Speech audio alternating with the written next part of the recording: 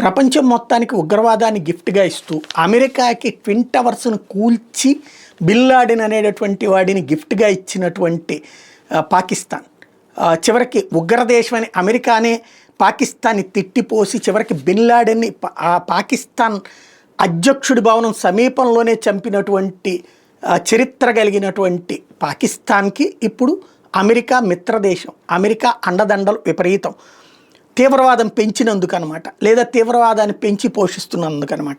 తాజాగా యుఎస్ఐడి కింద $840 million Pakistan education కోసం కేటాయించారు. అందులో $140 మిలియన్ కేవలం గర్ల్స్ స్కూల్స్ కోసం అని చెప్పి కేటాయించారట. అంటే దీన్ని బట్టి అర్థం చేసుకోవాల్సింది ఏంటయ్యా అంటే ఆ రకాలు అంటే ఇక సహాయ సహకారాలని అలాగా ఇస్తారు. ఈ డబ్బుల్లో 3 వంతులు సైన్యం మింగేస్తుంది, 1 వంతు అక్కడ ఉన్న పొలిటీషియన్లు మింగేస్తుంటారు.